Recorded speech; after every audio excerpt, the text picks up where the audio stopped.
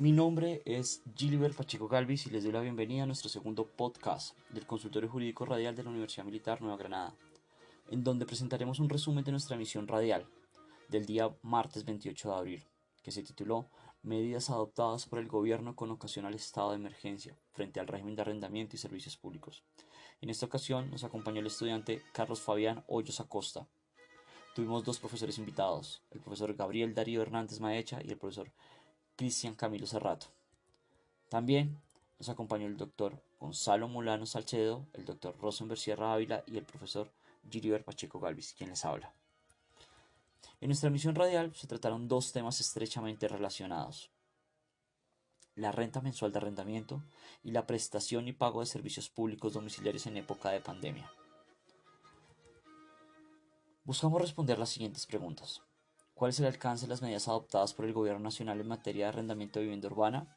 ¿En qué consiste el acuerdo al que se puede llegar entre arrendador y arrendatario sobre el pago de canon de arrendamiento y servicios públicos? ¿Qué hacer si el arrendatario deja de pagar los servicios públicos?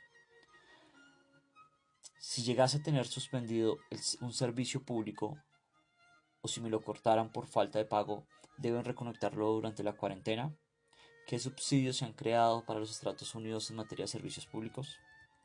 Es menester señalar que nuestros invitados, el doctor Gabriel Darío Hernández Maeche y el doctor Cristian Camilo Cerrato, precisaron que bajo la óptica del decreto 579 de 2020 se tiene que se dar la misma aplicabilidad en los beneficios de ambas modalidades de contrato, y que el gobierno nacional mediante este emplea formas de arreglo entre las partes para que, en cumplimiento del principio de solidaridad, se equilibren las cargas contractuales y a su vez se esgrime que bajo dicho acuerdo lo que se pretende es visibilizar a las partes frente a la imposibilidad absoluta de llevar a cabo cualquier tipo de proceso judicial, frente al incumplimiento de las obligaciones derivadas de un contrato de arrendamiento.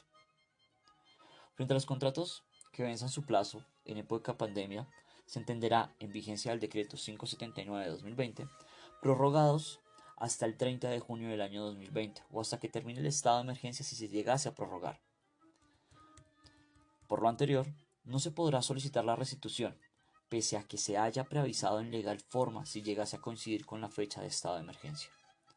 En relación con el incremento del canon de arrendamiento, cualquiera de las modalidades de contrato de arrendamiento, sea vivienda urbana o local comercial, admite y puede replantear el incremento del canon.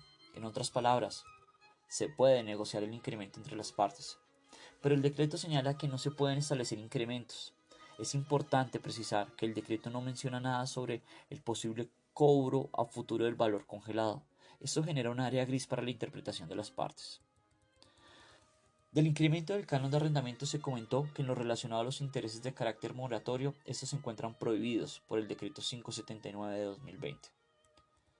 Se concluye, frente a este tema, que el incumplimiento del arrendatario para que opere el desalojo se necesita que haya habido un proceso tramitado en un juzgado, que inicie con la presentación de una demanda debidamente admitida y que haya culminado con una sentencia favorable al arrendador. Sin embargo, por mandato expreso del decreto 579, la figura del desalojo queda suspendida en los periodos comprendidos entre el 15 de abril hasta el 30 de junio, en aras de garantizar la protección de las familias y personas naturales o jurídicas en condición de arrendamiento. Entramos al régimen de los servicios públicos domiciliarios como eje temático, donde se precisó que estos por mandato expreso de la Constitución Política hacen parte de las obligaciones inherentes, especiales y o esenciales del Estado Social de Derecho, y su deber consiste en asegurar su prestación en condiciones de eficiencia, calidad y de suministro ininterrumpido a todos los sectores de la población y sociedad en general. Teniendo en cuenta lo anterior, se han adoptado unas medidas para beneficiar la prestación del servicio y a los beneficiarios de la prestación del servicio. La primera es que se ordenó la reinstalación de los servicios públicos asociados al acueducto, siempre y cuando la suspensión preexistente no se haya dado por temas fraudulentos, sino solamente por el incumplimiento en el pago de la obligación. Como segunda medida, se suspendió el aumento tarifario que estuviese proyectado para los servicios de acueducto, alcantarillado y aseo. Adicionalmente, se tiene una medida que indica que se aumenta la posibilidad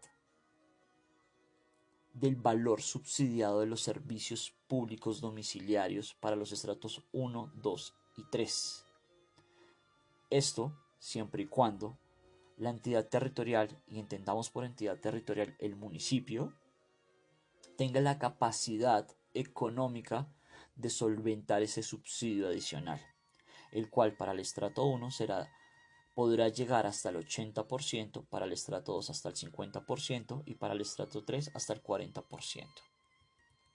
Adicionalmente, se facultó a las entidades territoriales para que éstas asuman los valores asociados a la prestación del servicio público domiciliario, teniendo siempre como condición que tengan la capacidad económica para poder apoyar a la ciudadanía y a las personas del territorio respectivo.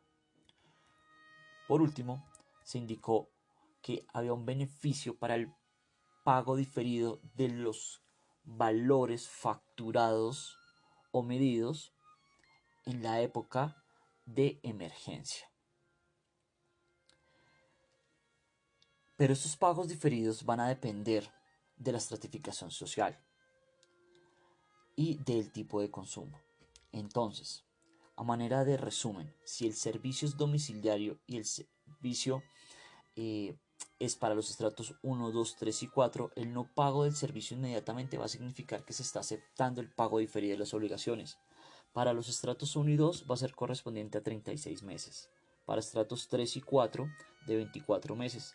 Y para los estratos 5 y 6 se concede un preaviso para que estos acojan alguna medida de pago.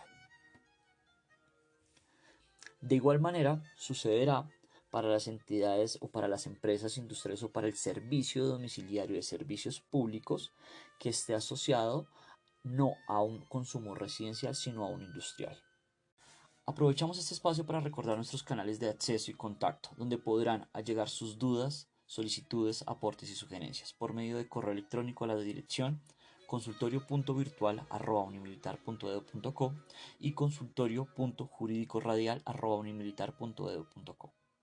Queremos agradecer a nuestros invitados, al Dr. Gabriel Darío Hernández Maecha y al Dr. Cristian Camilo Cerrato.